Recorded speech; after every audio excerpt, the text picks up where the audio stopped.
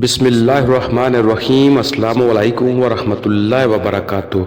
اللہ تعالیٰ نے فرمایا، اور وہ لوگ جو اس چیز کے خرچ کرنے میں بخل کرتے ہیں جو اللہ نے اپنی عنایت سے انہیں دے رکھی ہے، یہ خیال نہ کریں کہ وہ ان کے لیے بہتر ہے، بلکہ وہ ان کے لیے بہت بری چیز ہے جس میں وہ بخل کر رہے ہیں۔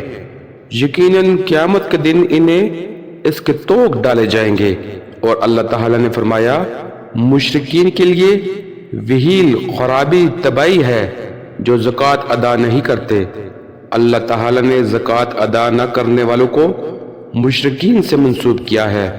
نیز فرمایا، اور وہ لوگ جو سونا چاندی جمع کر کے رکھتے ہیں اور اس کو اللہ کی راہ میں خرچ نہیں کرتے، ان کو دردناک عذاب کی خوشخبری سنا دیجیے، جس روز ان خزانوں کو جہنم کی آگ میں رکھ کر گرم کیا جائے گا، پھر ان کی پیشانیاں، کروٹیں اور پشتیں ان سے داغ دی جائیں گی، اور کہا جائے گا، یہ ہے وہ جو کچھ تم نے اپنے لیے جمع کر رکھا تھا، بس جو کچھ جمع کیا کرتے تھے اس کا مزہ چکھو۔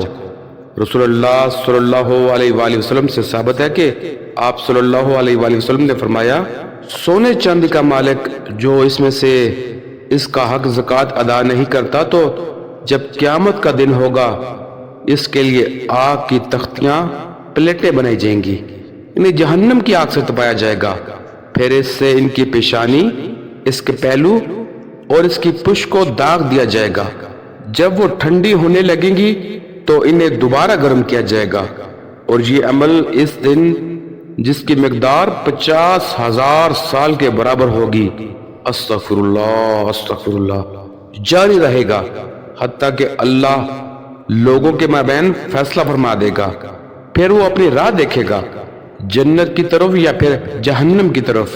عرض کیا گیا، اللہ کے رسول، تو اونٹوں کا کیا حکم ہے؟ آپ نے فرمایا، اسی طرح اونٹوں کا مالک جو ان کا حق ادا نہیں کرتا، تو جب قیامت کا دن ہوگا تو اسے ایک صاف میدان میں منہ کے پل لٹایا جائے گا، اور اس کے اونٹ بہت زیادہ ہوں گے، اور وہ کسی ایک بچے کو بھی کم نہیں پائے گا۔ وہ اپنے کھروں سے اسے روندیں گے اور اپنے مہنوں سے اسے نوچیں گے۔ جب ان میں سے پہلا گزر جائے گا تو اس کے آخر کو پھر لوٹا دیا جائے گا، اور یہ عمل اس دن جاری رہے گا جس کی مقدار 50,000 سال ہوگی۔ استغفر اللہ، حتیٰ کہ اللہ لوگوں کے درمیان فیصلہ فرما دے گا۔ پھر وہ شخص اپنی راہ دیکھے گا، جنت کی طرف یا جہنم کی طرف۔ عرض کیا گیا، اللہ کے رسول، گائے اور بکری کے بارے میں کیا حکم ہے؟ آپ صلی اللہ علیہ وآلہ وسلم نے فرمایا، اسی طرح گائے اور بکری کے مالک جو ان کی زکوٰۃ ادا نہیں کرتا، تو جب قیامت کا دن ہوگا تو اس کو ہموار زمین پر منہ کے بل گرا دیا جائے گا۔ ان میں سے کوئی بھی ایسی نہیں ہوگی جس کے سینگ مڑے ہوئے ہوں، یا اس کے سینگ نہ ہوں، یا اس کے سینگ ٹوٹے ہوئے ہوں۔ وہ اسے اپنے سینگوں سے ماریں گے اور اپنے کھروں سے اسے روندیں گے۔ جب ان میں سے پہلی گزر جائے گی تو اس پر آخری کو پھر سے لوٹا دیا جائے گا، اور یہ عمل اس دن جس کی مقدار 50,000 سال کے برابر ہوگی جاری رہے گی۔ اللہ اکبر کبیرہ، حتیٰ کہ اللہ لوگوں کے مابین فیصلہ فرما دے گا۔ پھر وہ اپنی راہ دیکھے گا، جنت کی طرف یا جہنم کی طرف۔ اور آپ صلی اللہ علیہ وآلہ وسلم نے فرمایا، سب سے پہلے 3 قسم کے لوگ جہنم میں داخل ہوں گے: مسلط بادشاہ، صاحب ثروت اور مالدار شخص جو مال میں سے اللہ تعالیٰ کا حق ادا نہیں کرتا تھا، اور غرور و تکبر کرنے والا فقر۔ ابن عباس رضی اللہ تعالیٰ عنہ بیان کرتے ہیں، جس شخص کے پاس اس قدر مال ہو کہ وہ اس کے ذریعے حج بیت اللہ کا فریضہ ادا کر سکتا ہو، لیکن وہ شخص حج نہ کرے، یا اس کے پاس اس قدر مال ہو کہ اس پر زکوٰۃ واجب ہوتی ہو اور وہ اس کی زکوٰۃ ادا نہ کرے، تو وہ موت کے وقت دوبارہ دنیا کی طرف جانے کی درخواست کرے گا۔ اس پر ایک آدمی نے ان سے کہا، ابن عباس، اللہ تعالیٰ سے ڈرو، دنیا میں دوبارہ جانے کی درخواست تو صرف کفار ہی کریں گے۔ ابن عباس رضی اللہ تعالیٰ عنہ نے فرمایا، میں اس بارے میں تمہیں قرآن سناتا ہوں۔ اللہ تعالیٰ نے فرمایا، ترجمہ، اور ہم نے جو کچھ تم کو دے رکھا ہے اس سے پہلے کہ تم میں سے کسی پر موت آئے اسے خرچ کرو، ورنہ وہ کہے گا ہے میرے رب تو نے مجھے تھوڑی سی موت تک ڈیل کیوں نہ دی، تو میں خیرات کرتا اور نیک بندوں میں سے ہوتا، میں صالحین میں سے ہوتا، یعنی میں زکوٰۃ ادا کرتا یا حج کرتا۔ آپ سے پوچھا گیا زکوٰۃ کتنی مقدار میں واجب ہوتی ہے؟ فرمایا جب مال 200 درم تک پہنچ جائے تو زکوٰۃ واجب ہو جاتی ہے۔ پوچھا گیا کہ حج کب واجب ہوتا ہے؟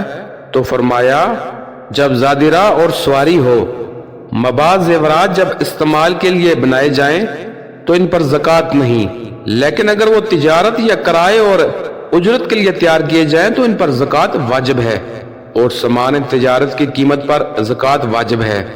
ابو ہریرہ رضی اللہ تعالیٰ عنہ بیان کرتے ہیں رسول اللہ صلی اللہ علیہ وآلہ وسلم نے فرمایا جس شخص کو اللہ مال عطا کرے اور وہ اس کی زکوٰۃ ادا نہ کرے تو قیامت کے دن اس مال کو اس کے لیے گنجا سانپ بنا دیا جائے گا، اس کی آنکھوں پر 2 سیاہ نقطے ہوں گے، قیامت کے دن وہ اس کے گلے میں ڈال دیا جائے گا اور اس کے 2 جبڑوں سے پکڑ کر کہے گا میں تیرا مال ہوں، میں تیرا خزانہ ہوں۔ پھر یہ آیت تلاوت فرمائی، ترجمہ اور وہ لوگ جو اس چیز کے خرچ کرنے میں بخل کرتے ہیں جو اللہ نے اپنی عنایت سے انہیں دے رکھی ہے، یہ خیال نہ کریں کہ وہ ان کے لیے بہتر ہے، بلکہ وہ ان کے لیے بہت بری چیز ہے جس میں وہ بخل کر رہے ہیں، یقیناً قیامت کے دن اسی کے طوق انہیں ڈالے جائیں گے۔ ابن مسعود رضی اللہ تعالیٰ عنہ نے اللہ تعالیٰ کے معنین زکوٰۃ کے بارے میں فرمان جس دن خزانوں کو جہنم کی آگ میں رکھ کر گرم کیا جائے گا، پھر ان کی پیشانیاں، ان کے پہلو اور ان کی پشتیں ان سے داغ دی جائیں گی۔ ایسے نہیں ہوگا کہ دینار کو دینار پر اور درہم کو درہم پر رکھا جائے گا، بلکہ اس کی جلد کو اس قدر وسیع کر دیا جائے گا کہ ہر دینار اور ہر درہم الگ الگ اس پر رکھا جائے گا۔ اگر یہ کہا جائے کہ داغ دینے کے لیے پیشانی، پہلو اور پشت کو کیوں خاص کیا گیا ہے، تو اس کا جواب یہ ہے کہ جب بخیل مالدار فقیر کو دیکھتا ہے تو اپنے چہرے پر تیوری چڑھا لیتا ہے، پیشانی پر بل ڈال لیتا ہے اور اپنا پہلو بدل لیتا ہے، اور جب وہ اس کے قریب آتا ہے تو یہ اپنا رخ دوسری طرف کر لیتا ہے۔ پس ان اعضاء کو داغ دیا جائے گا تاکہ جزا جنس عمل سے ہو۔ اور آپ صلی اللہ علیہ وآلہ وسلم نے فرمایا 5 کے بدلے 5۔ صحابہ نے عرض کیا 5 کے بدلے 5 کیا ہے؟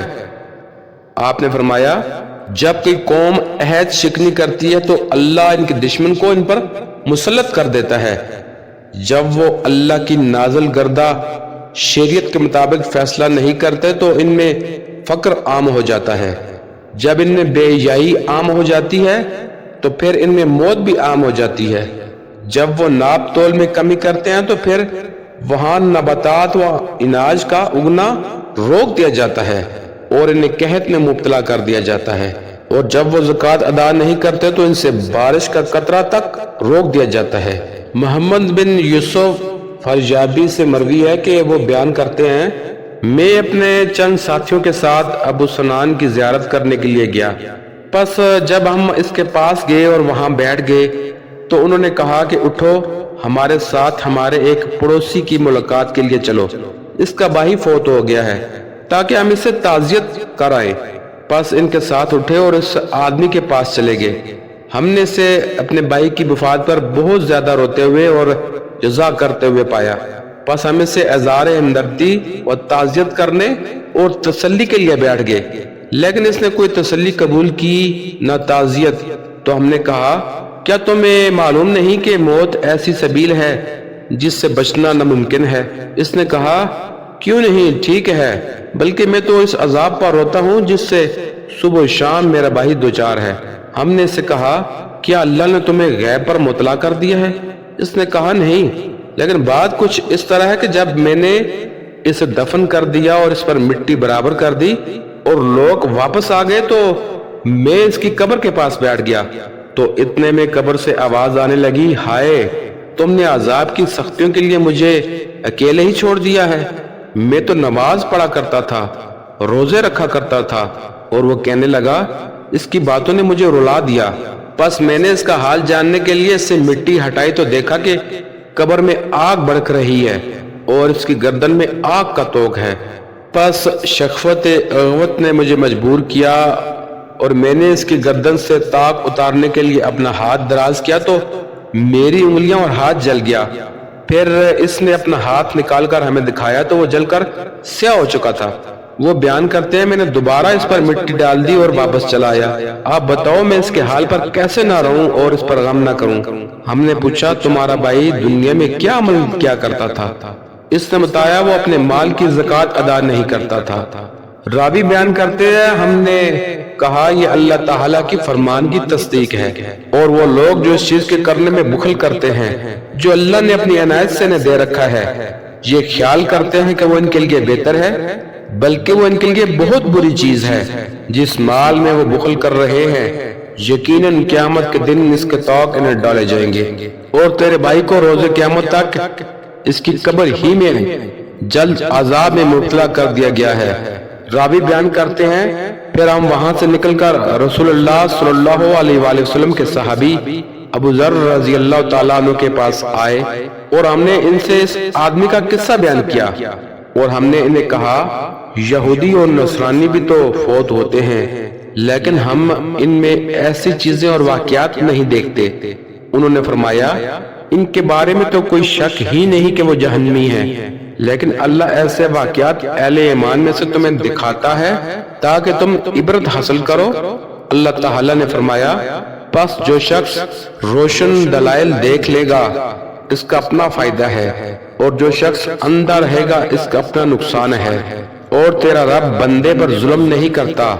پس ہم اللہ سے درگزر اور عافیت کا سوال کرتے ہیں، کیونکہ وہی سخی داتا فیاض ہے۔ اللہ تعالیٰ سے دعا ہے کہ اللہ پاک ہمیں زکوٰۃ ادا کرنے کی توفیق عطا فرمائے اور مال کو یوں جمع کرنے سے اللہ پاک ہمیں بچائے، آمین۔ ناظرین، کمنٹ باکس میں اللہ کے ناموں میں سے ایک نام لازمی لکھیے۔ جزاک اللہ۔